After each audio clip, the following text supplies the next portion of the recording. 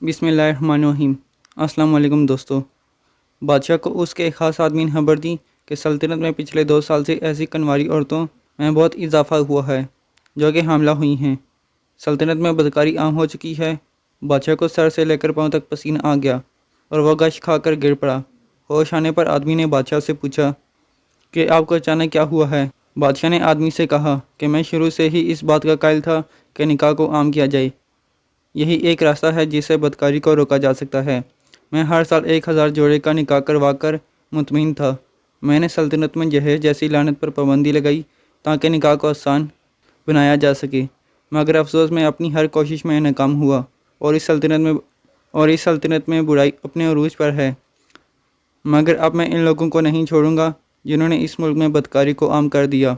बादशाह ने अपने सबसे लायक वज़ीर को यह जिम्मेदारी सौंप दी कि पता करो कि किस जगह पर यह बदकारी सबसे हो रही है। वज़ीर अपनी पूरी कोशिश के बावजूद ये जानने में नाकाम हुआ तो बादशाह ने सल्तनत में अपनी जासूस फैला दिए। जासूसों ने बड़ी चालाकी से इन जगहों की निशानदगी कर दी जहाँ पर बदकारी सबसे ज़्यादा हो रही थी। उन्होंने देखा कि शहर के दाखिली रास्ते पर एक तंग गली थी जिसमें बहुत सारी औरतें दाखिल होती थीं, मगर कुछ औरतें ही इस तंग गली के दूसरे हिस्से से निकलती थीं। जासूसों ने यह जानने की कोशिश की कि इतनी ज़्यादा औरतें कहाँ गायब हो रही हैं।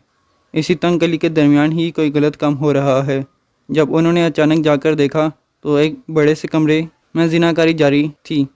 वहाँ औबाश लड़कों का गिरोह था जिनका सरदार गाँव तकिया लगाकर बैठा था। सिपाही जो कि जासूस की शक्ल में थे, उन्होंने फ़ौरन सरदार को गिरफ़्तार कर लिया और बादशाह के सामने पेश कर दिया। बादशाह सरदार और इसके गिरोह को देखकर गुस्से से लाल हो गया। बादशाह ने सरदार से कहा कि तेरे औबाश गिरोह समेत तुझे ऐसी सज़ा दूंगा कि आने वाली नस्लें याद रखेंगी कि बदकारी का अंजाम क्या होता है। सरदार ने ज़ोर का कहका लगाया और बादशाह से कहा कि हमें मारने से इस मुल्क से कभी भी बुराई का खात्मा नहीं होगा, क्योंकि आपके मुल्क में प्यासा खुद बदकारी की तलाश में मारा मारा फिरता है। बादशाह ने कहा, तुम कहना क्या चाहते हो? मैं तुम्हारा मतलब नहीं समझा। सरदार ने कहा कि औरतें खुद हमें अपनी तरफ राग़िब करती हैं। इनकी हरकत से ही हमें मालूम हो जाता है कि कौन सी औरत क्या चाहती है। हमने एक तंग गली के सामने एक रहाइशगाह बनाई हुई थी। गली में गुजरते हुए जिस औरत का भी बुराई करने का इरादा होता तो वह अपना पाँव ज़ोर से ज़मीन पर मारती थी। इनके पाँव में बंदी पायल की आवाज़ से ही हमें इशारा मिल जाता था और हम इस औरत को उठाकर अपनी रहाइश पर ले आते। इस गली से इज़्ज़तदार और शरीफ औरतें भी गुजरती थीं जिनको हमने कभी तंग नहीं किया। इस शहर की हर औरत जिसके पाँव में पायल है वो हमारे पास आ चुकी है। बादशाह ने कहा, इन बदबख्त औरतों को तो मैं बाद में देख लूँगा, पहले तुम लोगों को मैं ज़रूर इबरत का निशाना बनाऊँगा। बादशाह ने सरदार और उसके 40 नौजवानों के तन सर से जुदा कर दिए और उनके सर शहर की चौक पर लटकाए गए। इसी दौरान बादशाह शहर की सारी कुंवारी लड़कियों को एक जगह इकट्ठा होने का हुक्म दिया।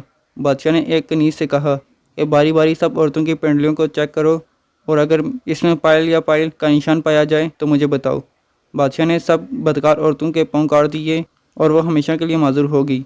इस मौके के बाद लोगों में खौफ पैदा हो गया और सल्तनत में बदकारी का खात्मा हो गया।